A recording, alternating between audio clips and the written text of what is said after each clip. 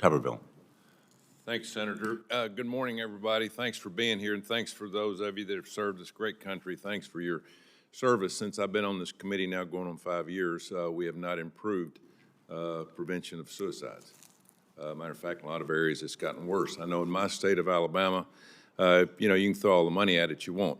But at the end of the day, it's about attitude. It's about the people that work in these hospitals and these care units that show care and humility for the veteran. I've had friends that have committed suicide. I've had friends that have almost committed suicide. It's a sad state of affairs. But again, I think it's more about people. We have to have people that's going to do the right thing. Veterans, there's no area that we need to concentrate more in our country other than obviously our economy and things that are going on, but the care of the people that have put their life on the line for our country. Mr. Lorraine, opportunity for oversight on these grants.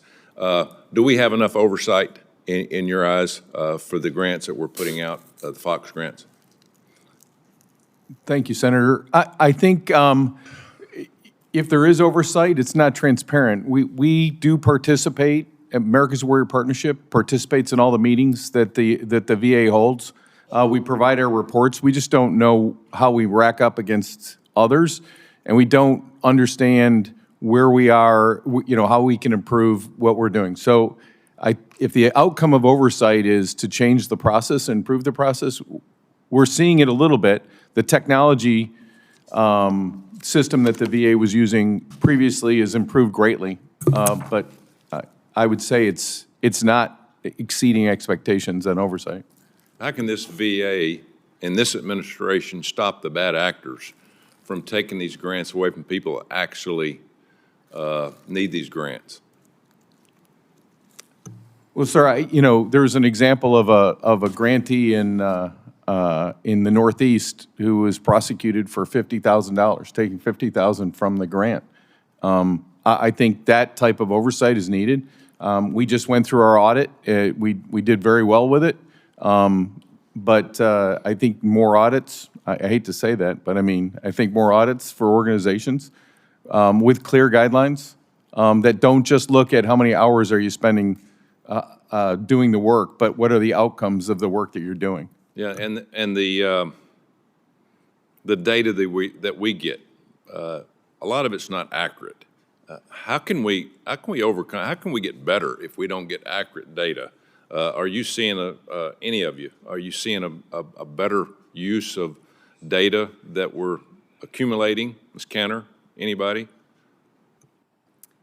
Thank you. I think that the types of measures that we've historically looked at in similar models, but not necessarily only connecting people to VA care, but just making referrals to organizations for services, have included things like timeliness and accuracy of those referrals. Was the veteran referred for the right thing?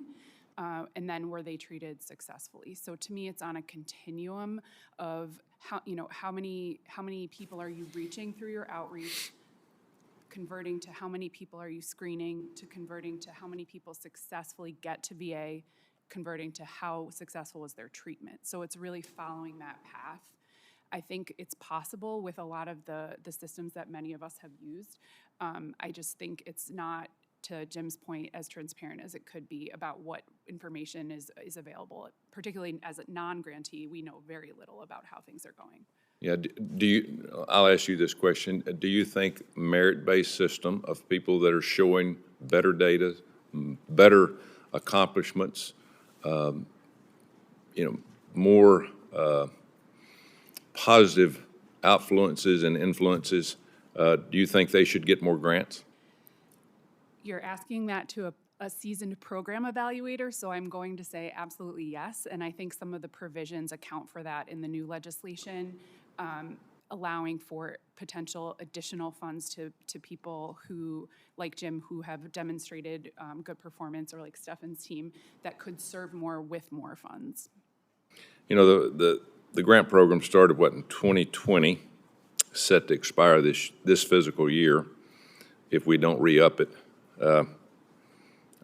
Any of you want to answer this question? are there any other suicide methods that we've seen? I'll ask the veterans, any other suicide methods that we've seen to help to prevent suicide? Anything that you'd like to suggest in your experiences? Any of you want to answer anything that you've seen help? I've personally offered up to this committee about hyperbaric chambers. People say that it helps in some areas with PTSD. Some people say they don't. Well, who cares? If they help anybody, if they help one person, we should use them. Anybody want to answer that question through experience? There's a couple non-conventional ways that I've experienced personally that have helped. I don't know if you're familiar with DMT or psychedelics, but those helped me quite a bit, using those personally, just to be able to get past the trauma and be able to, it gives you a supernatural way to kind of look at yourself and get over the things that haunt you so bad. I think those work in general for basic. I think anybody could use those to their advantage. Were they provided by the VA? No, sir. No, sir. I don't think it was an option. Yeah, probably but not. While I'm here, I wanted to mention one thing. There's been multiple comments, from Senator Moran and others about the VA and funding and the budget cuts due to the amount of funding. I just want to give you one example from me personally. When I went to Willing Way Hospital, that the VA sent me to in Statesboro, Georgia, I saw the bill that ended up getting sent to the VA from Willing Way Hospital. It was $90,000 for a 30-day inpatient program. It's the exact same person who got the exact same care but not billed through the VA, instead billed through their insurance, was $21,500. So I think there's a lot of irresponsible, maybe invoicing or spending. That's just one example. If 50 guys go to the same program, you're talking a substantial amount of money. So I feel like just the audits like we were just talking about that was brought up, I think that'd be a really good situation just to mitigate all of the unnecessary spending or maybe careless spending that goes on. That way there's more funds available for veterans that need and could use it. Yeah, I think our VA secretary now is on top of that. We've got to stop the fraud and the theft. If we don't do that, we're not going to have money for people that actually deserve that. Thank you, Senator.